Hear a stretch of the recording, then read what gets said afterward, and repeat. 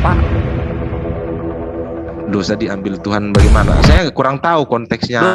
Dosanya udah mati bareng Yesus. Kan menebus dosa. Ya, maksudnya kan arti daripada penebusan dosa itu yang saya tahu. Bila kita mempercayai betul kepada Yesus itu sendiri sebagai jalan satu-satunya jalan yang benar. Kalau kita tidak mengikuti jalan itu, mengakui Dia sebagai Tuhan dan Juru Selamat, ya konsekuensinya ya neraka, kita tetap di dalam keadaan dosa. Berarti penyaliban Yesus tidak membuat dosa mati ya? Ini menarik ini, tapi boleh kita lanjut dengan Gurunda udah bangun nih. Assalamualaikum Gurunda, silakan. Waalaikumsalam warahmatullahi wabarakatuh. Ya, sebenarnya saya ngantuk kali gitu, cuman penasaran aja dengan teman kita ini ya. Mohon maaf kalau saya harus mengatakan gini. Kita mengaku sebagai pengikut daripada Slank, ya, kita penggemar beliau, ya, kita mengaku Slankers, tapi ternyata si Slank ini tidak mengenal kita gitu lah. Artinya cinta bertepuk sebelah tangan. Nah, ketika saudara saya mengatakan inti dari keselamatan itu adalah percaya kepada Yesus, ini yang membuat saya penasaran gitu. Pola yang kemudian ada di benak saya. Tolong nanti narasi saya ini diluruskan kalau saya keliru. Pola yang ada dalam benak saya sekarang ini adalah, kalau saudara betul-betul percaya kepada Yesus, maka mustahil Anda menjadi Kristen. Itu polanya. Mustahil. Mungkin saudara akan bertanya, apa sebabnya? Pertama, karena Yesus mengatakan, jangan kau menyangka Aku datang untuk meniadakan hukum Taurat. Itu dulu. Artinya, kalau tidak meniadakan, berarti minimal menyempurnakan, atau minimal mengembalikan orang-orang Yahudi yang meninggalkan hukum Taurat. Jadi kita nggak boleh nyangka nih, kata Yesus. Jangan kau menyangka aku datang meniadakan hukum Taurat. Apalagi membatalkan, apalagi menghilangkan. Nah sekarang, siapa yang mengajarkan bahwa hukum Taurat itu adalah sengat maut? Hukum Taurat itu adalah dosa. Hukum Taurat itu adalah kutukan. Siapa yang mengajarkan itu? Kalau kita sudah tahu bahwa ada oknum yang mengajarkan, di mana Yesus justru mengajarkan tidak boleh dihilangkan meski setitik pun, tetapi di sisi lain ada orang yang meniadakan. Lalu hari ini kita bercermin nih, kira-kira saya mengikut kepada siapa? Pesan Yesus yang mengatakan tidak boleh dihilangkan setitik pun, atau pesan orang yang mengatakan hukum Taurat itu adalah kutukan? Kalau kita berdiri di kubu orang yang mengatakan bahwa hukum Taurat itu adalah kutukan, maka kita tidak percaya kepada Yesus. Tapi kita percaya kepada pengajar, kepada nabi palsu, guru-guru palsu yang mengajarkan tentang hukum Taurat. Itu loh sahabatku. Karena Yesus mengatakan begini, jika kau percaya kepada aku, maka engkau akan melakukan pekerjaan-pekerjaan yang juga aku lakukan. Yohanes 14:12. Nah karena itulah kemudian saya mengatakan jangan-jangan cinta bertepuk sebelah tangan. Kita mengaku cinta, kita mengaku percaya kepada Yesus, tapi di dalam implementasi kehidupan kita, dalam hidup keberagamaan kita, sedikit pun tidak bersentuhan dengan ajaran Yesus. Malah kalau kita mendudukkan ajaran Yesus, ternyata kita masuk dalam kategori orang-orang yang anti terhadap Yesus atau anti Kristus. Nah coba narasi saya ini Anda bantah. Apakah kemudian saudara saya ini benar-benar percaya kepada Yesus atau percaya kepada oknum-oknum yang menjajakan nama Yesus demi untuk sesuatu misi tertentu? Silakan. Ya, terima kasih Pak Juma, ya Pak Ustadz Juma. Jadi begini ya, sebenarnya tidak sesimpel memakan kacang garing gitu ya, dibelah langsung digigit gitu ya, memahami tentang iman Kristen ini. Memang sangat unik menurut saya, bahkan paling terunik di dunia ini tentang agama Kristen. Agama paling unik ya agama Kristen, terlepas daripada orang mau mengatakan apa gitu ya. Jadi begini, kalau Yesus memang mengatakan seperti itu benar apa adanya. Yang Anda bilang itu tadi tentang dia untuk tidak boleh meniadakan hukum Taurat. Tapi begini, kita jangan dulu deh Kalau kita bisa mengatakan ada pengurangan atau ada kalau dikatakan kekristenan ini sekarang mengurangi gitu ya, kan mengurangi nih seolah-olah tidak memakai hukum Taurat, berarti ada yang boleh ditambahin dan ada boleh yang dikurangi, kan gitu. Jadi gini, kita tahu sebelum hukum Taurat ada dulu yang pertama hukum Nuh, 7 hukum Nuh. Apakah di situ sempurna? Kan tidak juga, makanya diturunkan hukum Taurat. Gitu loh. Apakah kita mau mengatakan Tuhan itu tidak sempurna di waktu zaman Nabi Nuh? Dia hanya menurunkan 7 hukum. Sedangkan hukum Musa ada kita anggap 10. Kan bukan begitu cara berpikirnya. Jadi kita mau mengatakan Tuhan itu tidak konsisten dong dari Adam sampai ke Yesus. Ya nggak bisa begitu dong cara berpikirnya. Dan tentang ketuhanan Yesus, sedikit banyaknya mungkin lebih banyak Ustadz Juma yang tahu, hanya karena tidak percaya aja kan. Dibanding saya tidak sebanding ilmunya mungkin dengan Juma mengetahui tentang ketuhanan Yesus, tapi saya percaya kepada Yesus. Kan begitu. Tapi tentang mengapa saya harus percaya kepada Yesus? Ya saya mempercayai semua yang ada di kitab mulai dari Nabi Nuh sampai ke kitab Taurat sampai kepada Injil. Ini sesuatu yang tidak bisa dipisahkan. Saya harus mempercayai itu semua. Bagaimana mungkin saya cuma percaya kepada Injil? Tidak bisa. Bagaimana mungkin saya hanya percaya kepada Taurat? Saya ya Yahudi dong.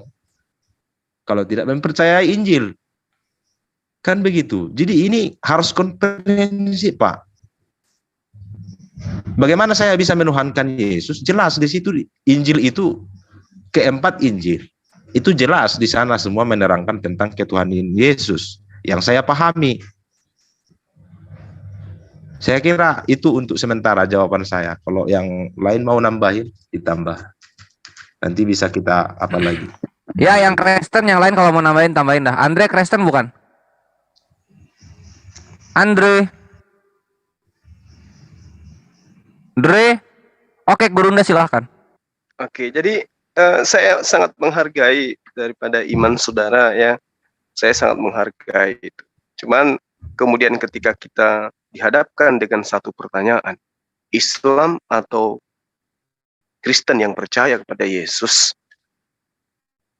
maka saya mengatakan Islam lebih percaya daripada Kristen. Mungkin Anda terheran dengan itu.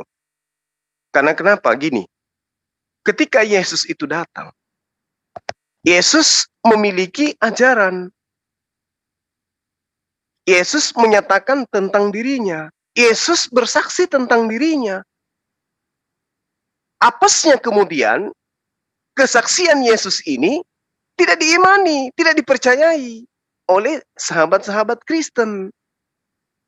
Di situ memang mungkin aneh pernyataan saya, tapi itu faktanya.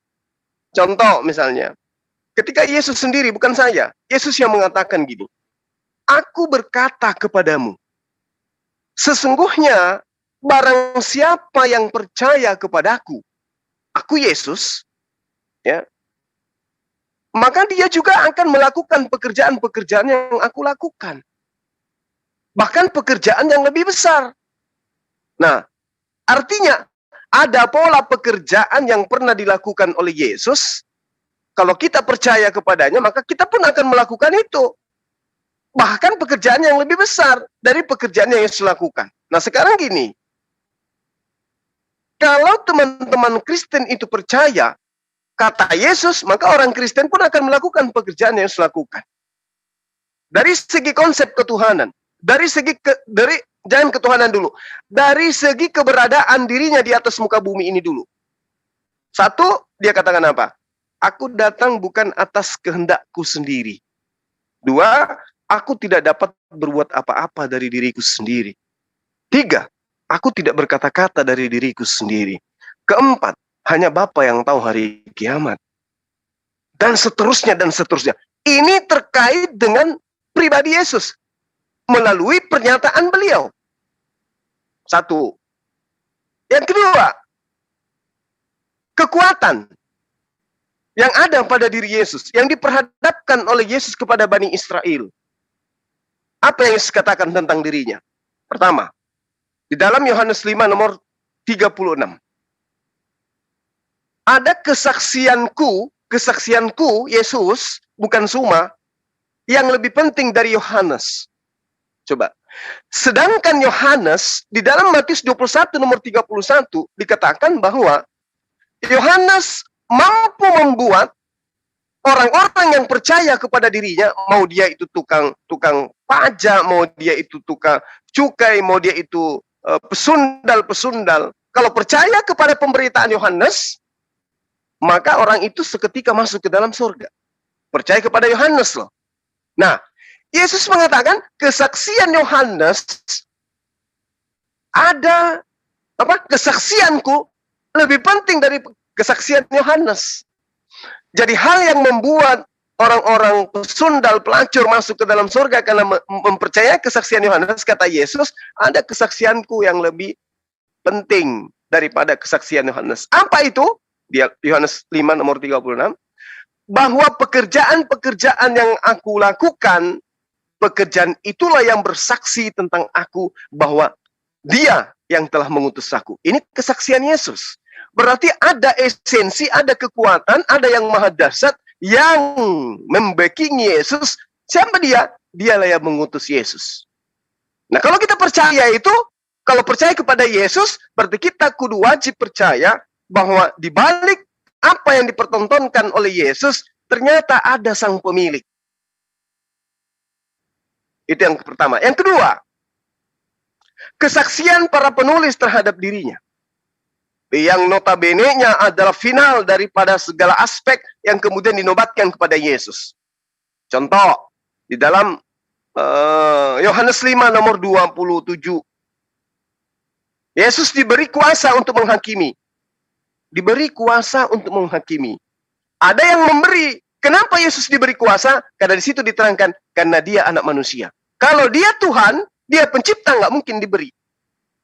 Artinya, benarlah apa yang dicatat di dalam Lukas 2 nomor 22. Apa itu? Diterangkan bahwa orang Israel harus tahu bahwa Yesus itu adalah orang yang dipilih, orang yang ditentukan oleh Tuhan untuk kemudian menyatakan kuasa, menyatakan mujizat, menyatakan tanda-tanda dari Tuhan, dan Yesus sebagai perantara. Berarti Yesus ini hanya perantara. Berarti kesaksiannya kudu wajib dipercaya. Dia hanya utusan. Nah, sekarang kalau kita percaya kepada Yesus, berarti kita harus percaya apa yang terlontar dari mulutnya, bukan yang terlontar dari orang lain. Yesus adalah Tuhan yang datang dalam rupa manusia. Dia mati, bangkit untuk menebus dosa. Itu pernyataan siapa? Bukan pernyataan Yesus. Pernyataan Yesusnya adalah hidup kekal itu, mereka mengenal Engkau satu-satunya Allah yang benar. Satu-satunya Tuhan yang benar. Dan mereka percaya dan mereka mengenal bahwa Engkaulah yang telah mengutus aku. Berarti posisi Yesus ketika dikatakan akulah jalan, akulah kebenaran, akulah hidup, posisinya harus dipercayai sebagai utusan Tuhan, bukan Tuhan itu sendiri. Makanya saya katakan, kalau sahabat saya mengatakan, saya percaya kepada Yesus. Nah, saya akan tersenyum. Kalau Anda percaya kepada Yesus, mustahil Anda menjadi penyembahnya. Mustahil. Karena Yesus mengajarkan hidup kekal itu hanya menyembah kepada Dia yang mengutus dirinya. Tapi karena Anda sudah diajarin, didoktrin, didogma dari kecil, dari lahir, bahwa mari kita percaya kepada Yesus.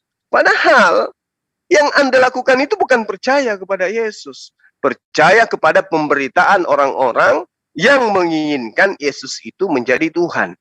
Nah, satu hal dari saya sebelum saya akhiri, buat saudara. Kepada siapakah Yesus itu senantiasa memperingatkan? Kepada siapakah Bani Israel itu harus waspada? Kepada siapakah murid-muridnya harus waspada? Kepada ahli kitab, pada orang Farisi, pada orang munafik yang menyeberangi lautan, menjelajahi daratan, mentobatkan orang masuk ke dalam agamanya, dan membuat mereka orang neraka 2 kali lebih jahat daripada ahli kitab sendiri. Nah, di dalam Matius 23 nomor 15 Yesus terangkan itu. Celakalah engkau wahai ahli kitab. Celakalah engkau wahai orang Farisi. Engkau menjelajahi daratan, kemudian menyeberangi lautan, membuat orang di luar agamamu masuk ke dalam agamamu menjadi orang neraka, dan membuat mereka 2 kali lebih jahat daripada engkau. Nah sekarang pertanyaannya, agama mana yang dibuat, yang dibentuk, yang dibikin, yang didirikan oleh ahli kitab? Karena ahli kitab ini menyeberangi lautan, menjelajahi daratan, mentobatkan orang masuk ke dalam agamanya, dan membuat mereka 2 kali lebih jahat daripada mereka. Nah, sekarang agama mana yang dibentuk oleh ahli kitab? Islamkah atau Kristen? Kalau saya ngambil kesimpulan, Kristen yang dibentuk oleh ahli kitab. Faktanya, kitabnya Kristen itu nebeng, kitabnya Bani Israel. Faktanya, Kristen mengaku mereka ditebus dari hukum Torah. Yesus mati untuk menebus orang Kristen dari hukum Taurat. Berarti, ketika teman-teman Kristen mengatasnamakan mereka ini adalah pengikut Yesus, maka tidak ada jalan lain. Agama yang dibentuk ahli kitab itu adalah agama Kristen. Nah sekarang, kayak mana dengan nubuatan Yesus itu? Celakalah, waspadalah, celakalah, waspadalah. Lalu kemudian dalam 1 Yohanes 2 nomor 18, 19, Antikristus itu memang berasal dari tengah-tengah kita, tetapi tidak sungguh-sungguh dari kita. Antikristusnya kemudian yang mengajarkan sesuatu yang Anda percayai, tapi Anda mengatakan, aku percaya kepada Yesus. Sementara yang mengajarkan tentang Yesus bahwa dia adalah Tuhan, dia adalah inkarnasi daripada Tuhan, dia adalah firman yang menjadi manusia, adalah mereka yang kemudian Yesus minta agar diwaspadai. Waspadalah kamu kepada ahli kitab. Ya, saya kira itu ya narasi yang ingin saya katakan kepada saudara, karena Yesus mengatakan di dalam Yohanes 14 nomor 12 itu sangat jelas. Kalau kau percaya kepada aku, maka engkau akan melakukan pekerjaan-pekerjaan yang aku lakukan. Yesus adalah praktisi Yudaism.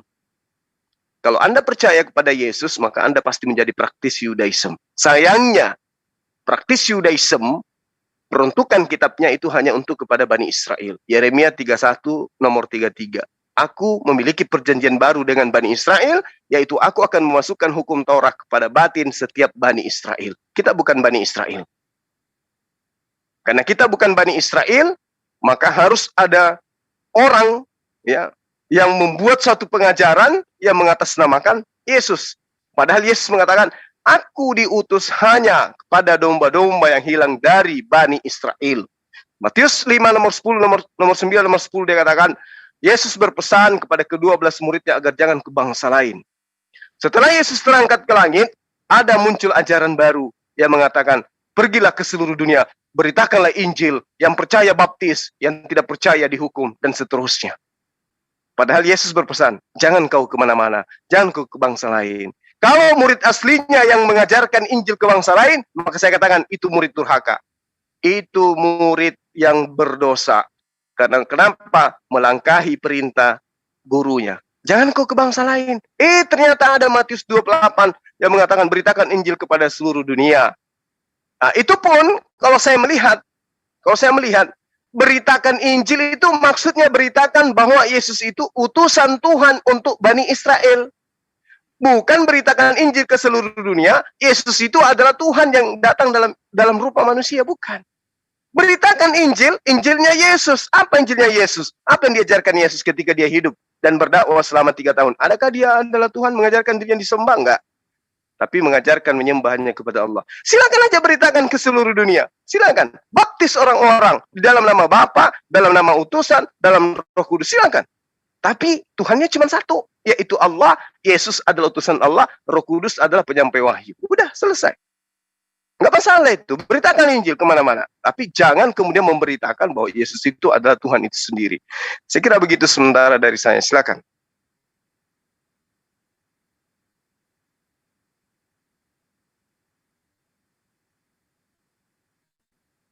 Kores. Pendeta Borneo. Kok saya sendiri di sini? Ada aku Gurunda, tenang. Kita mengobori umat supaya tetap terang benderang. Tidak tersesatkan oleh kengkawan Tritung penghujat yang sayangnya datang dari keimanan Putra Borneo. Putra Borneo masih ke-mute itu, silahkan dibuka. Oh, jangan di-mute, Ikhwah, Putra Borneo. Dari tadi sampean mute kok, kita mau ngomong aja. Enggak, aku enggak mute, serius demi Allah enggak mute. Lanjut. Oke lah, mudah-mudahan sumpahmu itu benar ya, demi Allah. Jangan asal-asal. Amin. Serius. Ya. Jadi terima kasih, sebenarnya penjabaran daripada Pak Ustadz Jumat tadi mulai dari Papua sampai Aceh ya. Tapi menurut saya juga dari awal saja sudah bersalahan ya. Kesalahannya di mana? Yang pertama, kesalahannya di mana? Yang pertama diucapkan itu udah jelas, mau menyamakan Isa yang ada di Quran dengan Alkitab. Sementara Islam menyatakan Alkitab itu tidak ada lagi kebenarannya, atau sudah dipalsukan, atau sudah di mana, sudah diacak-acak kan gitu kan intinya ya. Tapi Pak Juma selalu menggunakan Alkitab gitu ya. Padahal Alkitab itu tidak dipercayainya. Nah ini kan sudah berbalik logikanya. Itu dulu. Kitab yang tidak dipercaya sudah dianggap rusak, masih dikutip-kutip untuk membenarkan supaya itu seolah-olah benar dengan kepercayaannya kan gitu kan. Nah itu yang pertama. Dan yang kedua, tentang ayat-ayat, tentang masalah utusan. Ternyata Bapak Juma ini hanya selalu melihat daripada satu ayat saja tentang utusan. Gitu ya. Sementara kita memahami kekristenan tidak cukup hanya melihat satu ayat saja. Yang pasti kita harus secara komprehensif, utuh. Gitu ya. Al-Quran pun saya yakin kalau diambil satu kutip, dikutip satu-satu aja, mungkin orang pun bingung ya, atau mungkin jadi tersesat juga gitu ya. Tapi karena kita memahami Alkitab itu tentang ketuhanan Yesus itu secara komprehensif, secara keseluruhan, antara Taurat dan Injil itu adalah satu kesatuan. Jadi semua terbantahkan, semua apa yang dikatakan oleh Ustadz Juma tadi. Seperti apa tandingan daripada ayat yang mengutus aku. Yesus itu banyak gelar ya. Kenapa itu tidak dipermasalahkan? Gitu ya. Yesus itu adalah guru, Yesus itu adalah Tuhan, Yesus itu adalah penasihat ajaib, Yesus itu adalah Mesias. Banyak sebutan atau gelar yang diberikan kepada Tuhan. Gitu ya. Dan tentang utusan.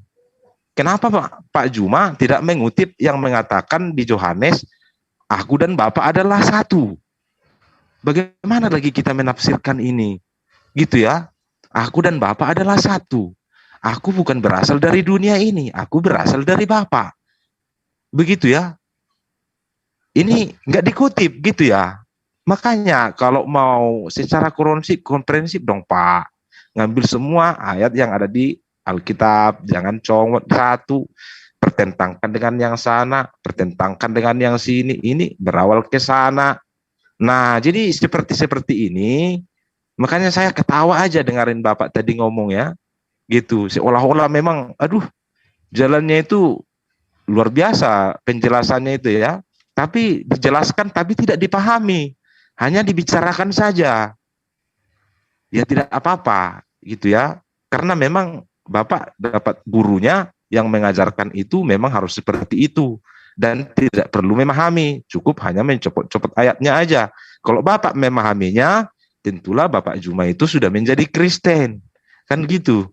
Nah, jadi intinya yang saya bilang dari yang pertama tadi, ulasan Pak Juma tadi, dari pertama itu pun sudah menyangkal pendapat Bapak sendiri ya, yang mengutip-ngutip Alkitab gitu ya, memparalelkan ke Al-Quran, padahal itu bukan firman Tuhan dan lain-lain. Nah, itu sudah bertolak belakang itu ya. Bertolak belakang sudah. Belum lagi tentang ayat masalah utusan gitu ya. Sudah saya terangkan tadi, lupa. Masih banyak ayat lagi Om yang menyatakan Yesus itu Tuhan ya. Banyak ya, menyatakan bahwa dia itu adalah firman. Seperti contohnya apa? Saya jelasin satu ayatnya.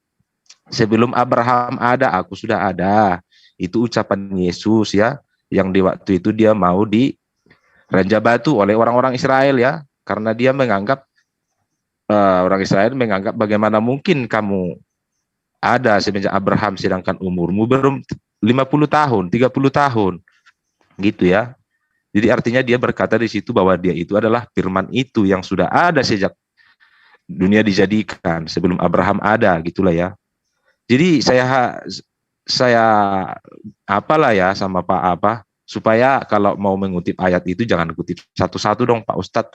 Lagian nggak usah lah Pak Ustadz ngutipin Alkitab deh. Karena Alkitab itu kan menurut versi orang Islam kan itu nggak bener. Gitu loh Pak. Bagaimana kita mau membahas yang tidak benar jadi benar seolah-olah benar. Yang ya kalau kita memang mengatakan itu tidak benar, jangan lagi kita bergunakan itu untuk membenarkan. Yang salah katakan salah, yang benar katakan benar. Kalau Al-Quran tadi Bapak bahas mau membantai Kristen di sini, oh saya bersyukur sekali Pak, nggak apa-apa, memang gitulah. Memang harus begitu dalilnya. Harus Quran mau membantah ke Kristenan.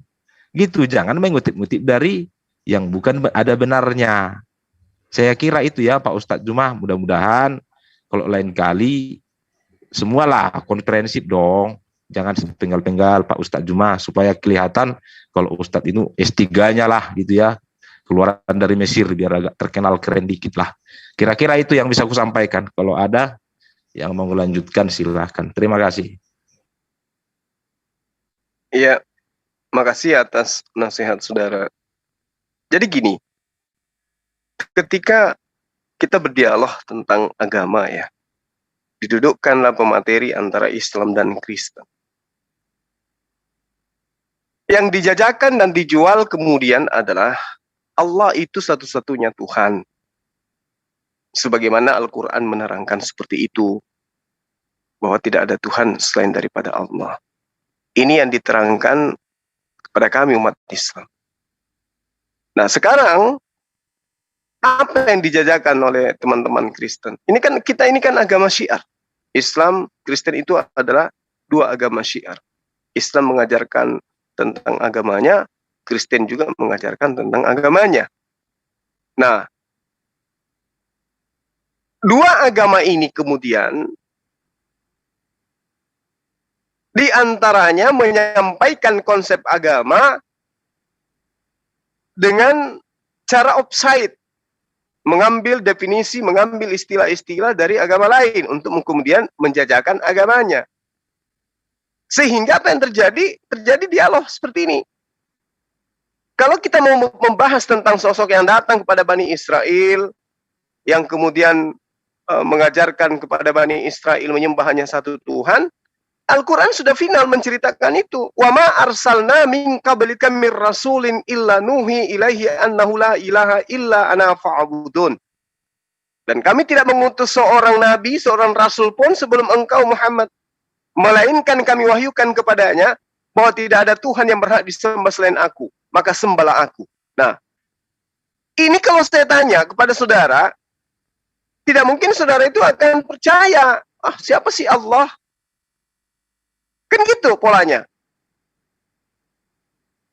Demikian juga ketika saudara mengatakan Yesus itu adalah Allah, maka saya pun akan bertanya kepada saudara, mana dalilnya? Kan begitu. Kalau kita yang mengatakan tidak ada Tuhan selain Allah, dalilnya ada. Kalau Anda mengatakan Yesus itu adalah Tuhan itu sendiri, dengan dalil Yohanes 13 nomor 13, aku dan Bapa adalah satu, aku dan Bapa adalah satu, kemudian ada juga yang menambahkan akulah guru dan Tuhan dan seterusnya.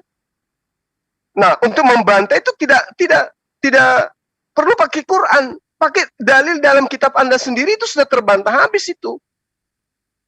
Kalau Al-Quran sudah final, wa ma arsalna min qablika mir rasulin. Kemudian ketika Nabi Isa alaihissalam ditanya, apakah engkau mengajarkan kepada mereka untuk menyembah kepada dirimu? Nabi Isa mengatakan, Maha suci engkau ya Allah, aku tidak akan mungkin mengatakan sesuatu yang bukan hakku untuk aku katakan. Aku mengajarkan kepada Bani Israel, ani abudullah rabbi wa rabbakum. Sembahlah Allah Tuhanku dan Tuhanmu. Dah selesai final di situ. Nah, Kemudian saudara mengatakan percaya kepada Yesus. Kan itu poinnya. Sehingga kalau Anda percaya kepada Yesus, maka satu hal yang perlu saya pahamkan kepada saudara, Anda akan mencintai segala aspek yang berkaitan dengan Yesus. Bahasanya Anda akan cintai, pola hidupnya akan Anda cintai, pola keberagamaannya akan Anda cintai, konsep agamanya, ajarannya, teori dan prakteknya akan Anda ikutin. Kalau Anda cinta, kalau Anda kasih, kalau Anda percaya kepada Yesus. Itu poin. Tapi yang kita lihat sekarang, ya, dikatakan di dalam Kisah Para Rasul, Yesus berseru dengan menggunakan bahasa Ibrani kepada Paulus, Paulus, ya, inilah aku Yesus yang engkau aniaya, dengan menggunakan bahasa Ibrani. Tapi poinnya kemudian yang tersampaikan kepada saudara menggunakan bahasa Indonesia. Original teksnya bahasa Yunani. Apesnya, semua konsep yang ada di dalam agama Anda, pembawa agamanya, kitabnya, Tuhannya, konsepnya, semua larinya ke Al-Quran. Nah, inilah yang menyebabkan kita berdialog dan selalu saya mengarahkan. Yesus, anak Allah. Allah tiga pribadi. Ya tahu? Kitab Anda yang dituliskan Lukas dan tidak pernah bertemu Yesus Anda sebutkan dengan Alkitab. Paulus yang bukan utusan Allah Anda sebut dengan rasul. Inilah yang menyebabkan dialog itu muncul supaya saya arahkan. Kalau di dalam ajaran agama Islam kita sudah final. Siapa nabi yang datang? Siapa dia yang datang kepada Bani Israel yang lahir tanpa ayah? Al-Quran menerangkan, in huwa illa abdan an'amna alaihi wa ja'alnahu mathalan li Bani Israel. Dia adalah Isa, ya, hanyalah seorang hamba yang diberi nikmat kenabian kepadanya. Dan kami jadikan dia sebagai contoh bagi Bani Israel. Sebagai pembuktian kepada Bani Israel. Nah, karena itulah kemudian ketika saudara mengatakan, saya percaya kepada Yesus. Ini perlu diluruskan. Kalau Anda percaya, tidak mungkin menjadi Kristen. Tidak mungkin. Karena orang yang percaya kepada Yesus, itu sudah pasti menjadi pengikut Yesus, dan sudah pasti mereka akan taat menjalankan syariat Taurat. Itu sudah pasti tuh. Karena Yesus pada saat dia datang, menjalankan syariat Taurat. Sunat, bersahadat, mempersaksikan Tuhan adalah Allah, Tuhan satu-satunya adalah yang mengutus dia, dan dia adalah utusan Tuhan. Asyhadu an la ilaha illallah wa asyhadu anna Isa atau Yesus Rasulullah. Itu yang dia persaksikan. Kemudian dia bersunat, kemudian dia berpuasa, kemudian dia sujud di dalam beribadah, dan seterusnya. Nah, kalau Anda percaya kepada Yesus, kata Yesus, kamu akan melakukan juga apa yang pernah aku lakukan. Nah, lalu kemudian ketika Anda mengatakan, Yesus mengatakan dirinya Tuhan, kok banyak dalil di dalam dirinya mengatakan. Oke, silakan aja. Itu hak Anda sebagai orang beragama Kristen. Tetapi tanggalkan identitas yang diambil dari Quran. Baru permasalahan itu selesai. Selama masih digunakan, maka kami Islam akan melakukan counter terhadap tuduhan-tuduhan yang berdasar terhadap Yesus, lalu kemudian diambil istilah-istilahnya itu dari Quran. Kalau dikatakan aku dan Bapa adalah satu, lalu kemudian dia adalah Tuhan, itu mustahil. Karena Yesus sendiri mengajarkan dirinya di dalam Yohanes 5 nomor 37, Bapa yang mengutus aku, dialah yang bersaksi tentang aku, kamu tidak dapat mendengar suaranya, rupanya pun tidak pernah kamu lihat. 1 Yohanes 4 nomor 12, tidak ada seorang pun yang pernah melihat Allah. Jika kita saling mengasihi, Allah tetap di dalam kita dan kasihnya sempurna di dalam kita. Tapi Allah itu nggak bisa dilihat, kata Yesus. Lalu bagaimana dengan kata Paulus? 1 Timotius 1 nomor 17. Hormat dan kemuliaan sampai selama-lamanya bagi Raja segala zaman, Allah yang kekal, yang tak nampak dan yang esa. Amin. Jadi kalau misalnya Anda mengatakan Yesus itu adalah Tuhan itu sendiri, nah ini yang saya katakan, bukannya saya so tahu tentang kitab Anda, bukannya juga saya comot-comot.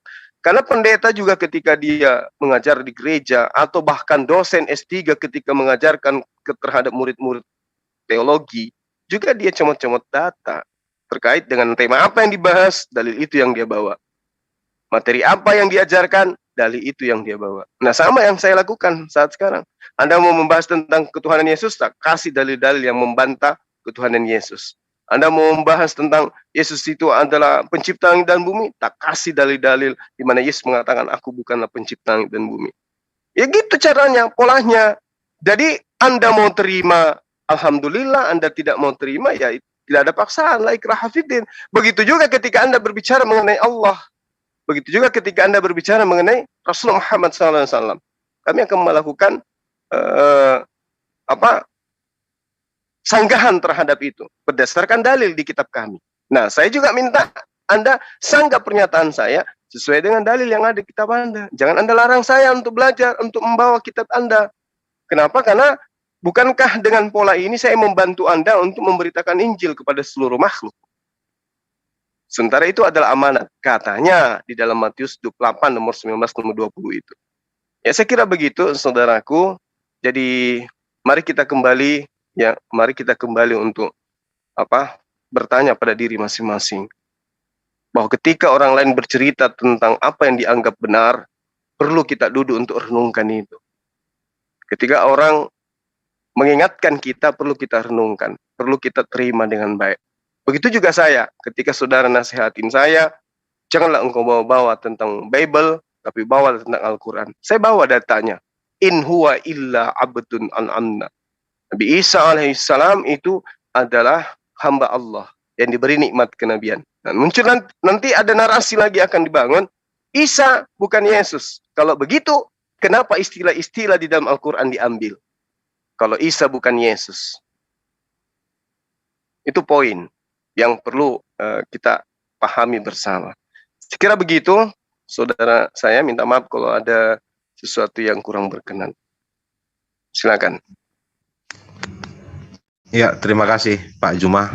Ya, kita sebenarnya lebih kepada dialog ya. Sebenarnya ini kita bukan debat sebenarnya ini, karena saya pun tidak terlalu suka berdebat kalau beginian. Kalau mau berdebat di pengadilan aja kan gitu kan. Jadi maksud saya gini Pak Juma, Pak Ustadz,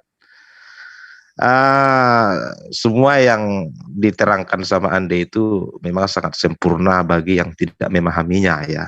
Tapi karena saya memahami apa yang saya imani, apa yang kupercayai, saya tidak akan gugah gitu ya. Karena lagi-lagi saya akan memahami tentang Yesus itu. Tidak akan mungkin saya mempercayai seorang Pak Juma sebagai ustadz di abad 22 dibanding muridnya yang bersama-sama makan dengan Yesus, yang menyaksikan dia sendiri.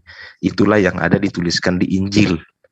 Gitu ya, Injil Matius. Matius itu adalah seorang pemungut cukai yang menjadi murid salah satu Yesus, yaitu yang bernama Lewi itu ya. Jadi satu itu, ingat dulu itu ya. Tidak akan mungkin saya lebih percaya orang lain atau yang datang di abad ke-6, di abad ke-7, apalagi di abad 20 ini ya, tentang Yesus itu sendiri. Otomatis saya lebih percaya dong sama orang-orang yang ada sejaman dengan Yesus, bahkan yang sama-sama dengan dia, itu murid-muridnya. Itu dulu yang pertama. Yang kedua, anak kecil pun Pak Ustadz Juma sudah tahu kok ya. Bagaimana mungkin Alkitab atau Injil itu mau meniru-niru tentang keislaman? Anak kecil pun tahu Injil itu ada di abad pertama, sedangkan Al-Quran turun ke abad ke-7. Bagaimana mungkin yang dahuluan ada meniru yang kemudian? Mengenai tentang doktrinnya memang sudah ada dari sejak abad ke-2, abad ke-3. Sudah ada seperti itu tentang konsep Tuhan. Dan mengenai tentang nabi-nabi, semuanya itu sudah ada di perjanjian lama, di Alkitab, tentang mulai dari Nabi Adam sampai ke Nabi Yohanes Pembaptis. Bagaimana mungkin Injil mau meniru yang sudah duluan ada? Meniru kepada yang terkemudian. Jadi sangat lucu ya. Anak SD pun kayaknya Pak Juma lucu mendengar Bapak kalau mau mengatakan Kristen mau meniru Islam. Sementara semua pun tahu yang dahulu ada adalah Kristen daripada Islam. Ya kalau memang tentang imannya, Al-Quran itu sebelum segala abad sudah ada gitu ya, Allah itu sudah ada, ya oke lah, itu kan iman. Tapi faktanya, sejarahnya, Islam itu datang di abad ke-6. Yang membawakan Al-Quran itu atau yang menerima Quran itu adalah Nabi Muhammad. Ini logika kita bagaimana gitu ya? Jujurlah kita dengan logika kita sendiri. Gitu ya Pak Ustadz Juma. Saya nggak banyak-banyak lah, soalnya terlalu banyak tadi yang argumen pendapat Bapak itu tadi terlalu ruwet sana sini, tapi arahnya juga nggak tahu gitu ya, nggak tahu juga arahnya. Katanya menyebarkan Injil. Bapak itu menyesatkan Pak, bukan menyebarkan Injil. Menyesatkan. Ajaran Injil bukan begitu, ajaran Yesus bukan begitu, datang Bapak ujuk-ujuk, oh begini, ini. Aduh, ya sudahlah. Saya tidak akan pernah menyalahkan Bapak, tidak. Saya tidak akan pernah menyalahkan siapapun. Karena begini, saya percaya bahwa manusia ini tidak berhak untuk memilih siapa yang disembahnya. Tetapi Tuhan itu sudah memilih-milih siapa yang kehendak menjadi umatnya. Gitu ya. Saya tidak berhak memilih Tuhan. Yang berhak adalah Tuhan, itulah yang sudah menentukan saya ini siapa sebenarnya. Itulah kekuasaannya. Saya kira itulah untuk menutup masalah ini ya. Tergantung kita masing-masing lah menanggapinya, mana yang paling relevan ya kan. Kalau Ustadz Juma paling relevan menurut Muslim, ya sudah, monggo. Iya kan, kalau saya dianggap juga nyeleneh atau bagaimana, ya monggo aja. Kita ini fine-fine aja kok, masing-masing juga kan. Ya, mohon maaf kalau ada kesalahan kata dari saya. Thank you.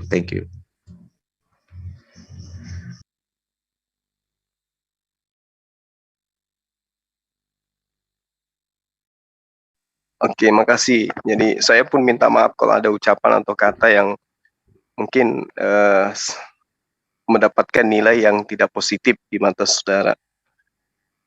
Ya, jadi closing dari saya gini. Saya nyikapi apa yang saudara katakan terhadap apa yang saya urai tadi. Ada 2 poin. Yang pertama, bagaimana mungkin saya percaya kepada Bang Suma yang datang di tahun 2022, ketemunya di MMCI dibandingkan penulis-penulis kitab saya, kan gitu ya. Oke, saya tidak nuntut saudara percaya kepada saya, tapi minimal percayalah kepada Yesus. Karena Yesus itu tidak pernah mengatakan waspadalah terhadap Suma, waspadalah terhadap orang Indonesia, waspadalah terhadap orang Arab, nggak pernah. Waspadalah terhadap orang Islam pun nggak pernah. Tapi Yesus mengatakan waspadalah terhadap ahli kitab. Berarti kita harus sadar nih bahwa Kristen yang mengatasnamakan diri mereka sebagai pengikut Yesus, ajarannya, agamanya, kitabnya, semua konsepnya itu berasal dari ahli kitab. Kalau tidak, maka Kristen harus tutup buku. Kalau dikatakan Kristen itu berasal daripada Yunani, Romawi, silakan Anda bubar. Karena Yesus bukan orang Romawi, Yesus bukan orang Yunani. Tapi kalau Anda mau mengakui kami berasal dari ahli kitab, maka saya katakan waspada dan hati-hati. Bukan Bang Suma yang harus Anda percaya, enggak. Tapi Anda harus menggunakan logika sehat, bahwa Anda harus percaya kepada Yesus, bahwa penyesat itu, antikristus itu berasal dari tengah-tengah Yesus itu sendiri. Ada penyesat di tubuh Yesus yang akan mengajarkan dengan cara meninggalkan Yerusalem, menyeberangi lautan, menjelajahi daratan, mentobatkan orang masuk ke dalam agamanya. Nah ini, itu yang pertama. Saya rasa Anda paham di situ. Kedua, ketika Anda mengatakan, mana mungkin kemudian Alkitab meniru Al-Quran. Al-Quran baru muncul abad ke-7, abad ke-6, sementara kitabku itu jauh.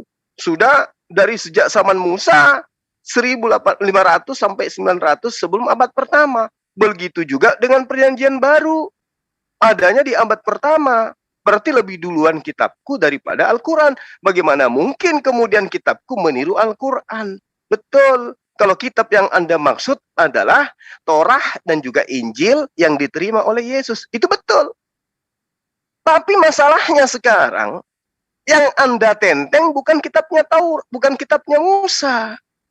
Yang Anda pegang sekarang bukan kitabnya Yesus, bukan ajarannya Yesus yang Anda pegang.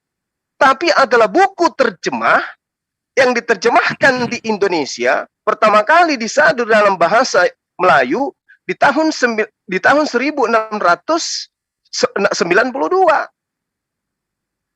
dan kemudian lembaganya diresmikan pada tahun 1954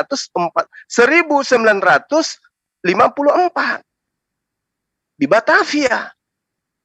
Nah, artinya yang Anda tenteng adalah tulisan baru versi orang Indonesia. Apa yang menjadi rujukannya kemudian? Al-Quran diantaranya. Buktinya, sampulnya Alkitab. Apakah Yesus pernah mengajarkan bahwa catatan-catatan yang diserahkan, yang ditorehkan oleh pewarta, itu namanya Alkitab? Kan tidak. Disebut Injil kah? Juga bukan. Nah, lalu kemudian kata Rasul, kata Allah, kata Nabi, iman, mujizat, dan semua yang ada dalam kitab Anda yang berbau Al-Quran, itu ambilnya dari mana? Gak mungkin dari bahasa Yunani, gak mungkin dari bahasa Ibrani. Pasti dari bahasa Quran. Artinya bahwa Anda boleh bangga kitab Anda duluan. Asalnya dari bahasa Yunani. Asalnya dari bahasa Ibrani. Tapi yang Anda tenteng sekarang adalah kitab yang lembaganya baru didirikan tahun 1954 kemarin. Dan ini terjemahan terakhir. Ketika diterjemahkan kemudian, dari kata apa Allah itu diambil ke dalam bahasa kitab Anda? Dibilang God. Kalau God di dalam bahasa Arab, Rab. Dibilang Theos, sembahan atau apapun itu Adonai, di dalam bahasa Arabnya ilah. Lalu kok bisa ada Allah di dalam kitab Anda? Dari bahasa apa itu? Oh, ilah itu bahasa Arab. Artinya? Nggak ada. Artinya itu, oh salah, Tuhan itu Rab dalam bahasa Arab. Sembahan, oh ilah dalam bahasa Arab. Kenapa ada Allah di dalam? Atau jangan-jangan itu adalah Allah. Alif Lam Mim He. Dalam bahasa Ibrani, Alif Lam Mim He, Allah itu artinya sumpah serapah. Tapi nggak mungkin kan? Pasti arahnya ke Al-Quran, Allah. Nah, itulah makanya saya katakan Al-Quran menjadi referensi terjemahan daripada kitab Anda. Salah satunya adalah Al-Quran. Kata mujizat, kata rasul, kata berkah, kemudian iman, ayat. Pokoknya semua yang berbau Islam itu ambilnya dari Quran. Ya, jadi itu sebagai penutup dari saya, hanya sekedar edukasi aja supaya kita bisa saling mengenal satu sama lain. Mungkin saudara belum kenal saya, demikian juga saya mungkin ini yang pertama kali saya berdialog dengan saudara, dan saudara belum kenal Al-Quran, begitu juga saya mengenal Bible itu tentu dengan proses belajar, bukan hanya pandai beretorika, kemudian mencomot-comot data, enggak, tapi saya betul-betul belajar. Saya kira begitu, saudara saya. Sekali lagi saya minta maaf ketika ada satu hal yang mungkin bernilai negatif di mata Anda. Yang paling penting di sini adalah kemudian kita saling mencerahkan satu sama lain.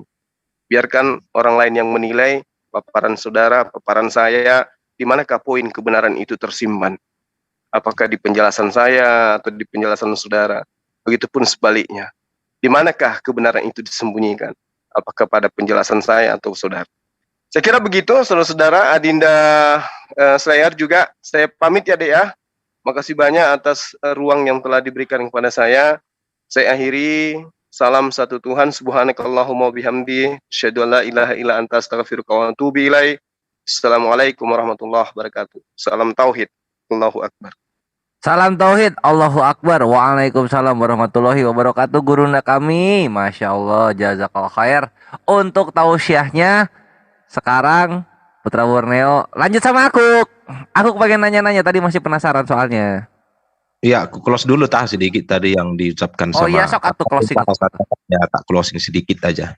Jadi gini, Kalau masalah tentang bahasa ya, jadi memang sangat lucu sekali juga, memang agak geli juga memang bahasnya ini ya.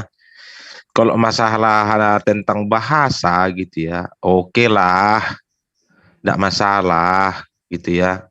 Tapi kan intinya kan berbeda kita, tujuannya kan berbeda tentang Allah yang ada di Islam, beda dengan Allah yang kita maksud gitu ya. Dan menurut saya bahasa itu netral lah, netral sekali bahasa itu. Lagian ngapain sih membawa yang ada di Indonesia kalau mau membangun sesuatu yang lebih besar, bawa dong dunia gitu ya. Bahasa Amerika kayak bahasa apa kayak bahasa Apache kayak apakah menggunakan bahasa Al-Qur'an juga gitu ya, bahasanya seperti yang kami pakai Kristen, yang dipakai bahasa Indonesia yang memakai kata-kata itu tadi ya. Jadi memang lucu ya kalau hanya perbandingannya Indonesia, ya nggak apa-apa deh gitu ya. Tapi yang mau saya bilang ya gini deh, kalau bahasa itu ya netral aja, netral. Justru itu saya cuma mau bilang gini, Pancasila satu, ketuhanan yang Maha Esa gitu ya. Esa itu bukan bahasa Arab ya, kita meminjam bahasa orang lain itu. Artinya bukannya kita menganggap bahwa di situ tidak ada Allahnya Islam, kan tidak boleh begitu juga lah. Ya, gitu loh contohnya. Ketuhanan yang Maha Esa gitu ya. Nggak ada di situ kayak Allahan yang Maha Esa, nggak ada. Karena kita memakai di situ Esa. Esa itu bukan bahasa Arab. Bahasa Arab Esa itu ya Ehad ya. Jadi masalah bahasa ini netral lah, nggak usah dibahas lah bahasa ya. Netral aja itu, dari bahasa mana aja pun sudah kita pakai kok di Indonesia ini. Bahasa Sanskerta, bahasa Romawi, kadang kita pakai juga kok angka Romawi 1, angka Romawi 2, udah biasa kita pakai ya. Jadi bukan kita mengaitkan, oh itu Katolik itu di Roma itu, ya jangan gitu dong. Lucu lah, diketawain orang kita. Saya kira itu aja deh. Menarik. Mengenai bahasa tadi, itu aku mau lanjut bahasa atau yang lain ya? Kayaknya iya deh. Gini Putra Borneo, sebenarnya kalau kita kembali ke bahasa aslinya itu, aku tuh terpukau loh menemukan bahwa memang tokoh-tokoh perjanjian baru, murid-muridnya Yesus, orang-orang yang ada bertemu Yesus itu, mereka dalam bahasa aslinya tidak melakukan peribadahan dan berdoa kepada Yesus, Putra Borneo. Ini kenyataan yang mungkin sulit diterima oleh kekristenan gitu loh. Makanya kita tuh selalu kembali ke bahasa aslinya, ke bahasa aslinya. Tapi ya Putra Borneo udah bilang sih datangnya dari doktrin gitu. Nggak apa-apa ya kalau misalnya murid-muridnya Yesus nggak menyembah Yesus ya. Enggak, ini saya jawab apa gimana ini? Apa sampai Iya kan aku udah nanya. saya jawab? Apa kita diskusi TikTokan gitu? Ya aku mah kalau aku tipenya pendek-pendek soalnya. Pak Tristan, ada suaranya kah Pak Tristan? Halo, tidur kah? Ada pada ada.